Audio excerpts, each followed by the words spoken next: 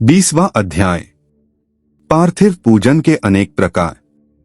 श्री सूत जी बोले, अब वैदिक भक्तों के लिए पार्थिव पूजन का वह विधान कहते हैं जो उन्हें भक्ति मुक्ति को देने वाला है।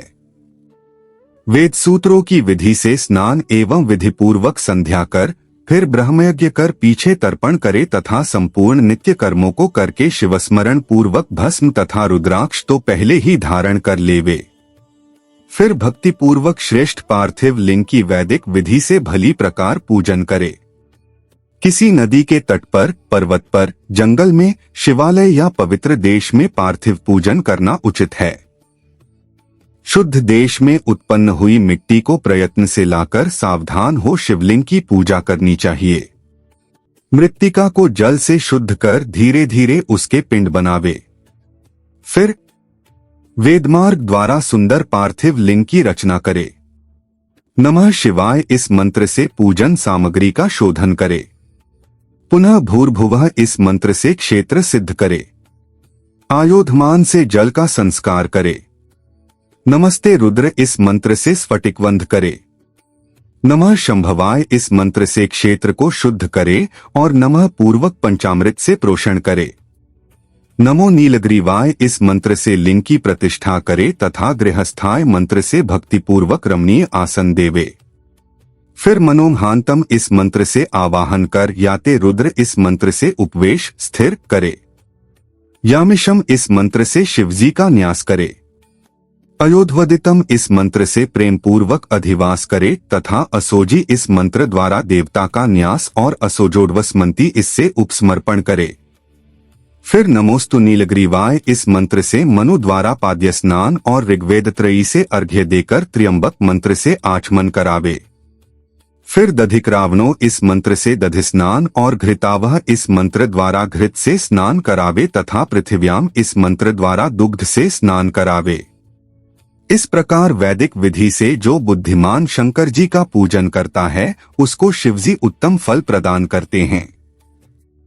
हे ब्राह्मणों, इसकी एक और साधारण विधि भी है।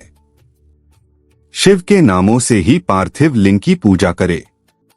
हे मुनिश्रेष्ठो, जो पूजा सब कामनाओं को पूर्ण करने वाली है उसे सुनिए। हर, महेश्वर, शंभु, शूलपाणी, पिनाकधारी, शिव, पशुपति, महादेव इस क्रम से मृत्तिका लाकर उसे मिलावे, साने या शोधन करे।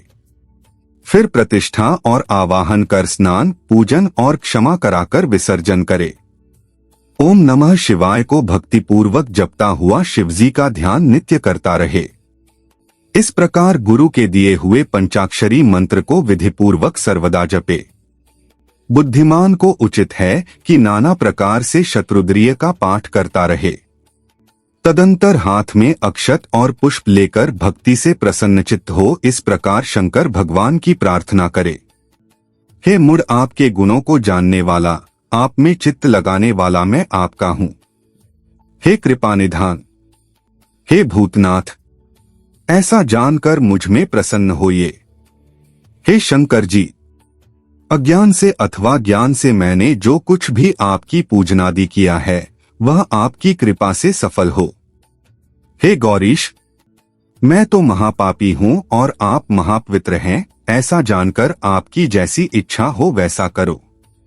वेद पुराण, सिद्धांत तथा नाना प्रकार के ऋषियों द्वारा भी आप नहीं जाने गए। फिर हे महादेव, तो मैं कैसे जान सकता हूँ? आप जैसे हैं वैसे ही हैं। हे महेश्वर, मैं सर्वभाव से आपका ही हूँ। हे महेश्वर, आप मेरी रक्षा कीजिए, मुझ पर प्रसन्न होइए। इस प्रकार शिवजी के ऊपर हाथ में लिए उन पुष्पों और अक्षतों को चढ़ावे। फिर साष्टांग दंडवत करे। विद्वान पुरुष यथोक्त विधि से प्रदक्षिणा करे। फिर श्रद्धापूर्वक स्तुति द्वारा देवेश का स्तवन करे। फिर गले से शब्द निकालकर पवित्र हुआ नम्रतापूर्वक प्रणाम करे और सादर पूजन विसर्जन करे। हे मुनिशार्दूल, इस प्रकार सविधि पार्थिव पूजन से भक्त को भक्ति, मुक्ति और भोग प्राप्त होते हैं। शिवजी का ऐसा भक्त अपनी सब कामनाओं को प्राप्त करता है। इस उत्तम आराधन से आयु, आरोग्य, यश, स्वर्ग तथा पुत्र पौत्रादि का सुख प्राप्त होता है। इति श्री शिव महापुराण विधेश्वर संहिता का 20वां अध्याय समाप्त।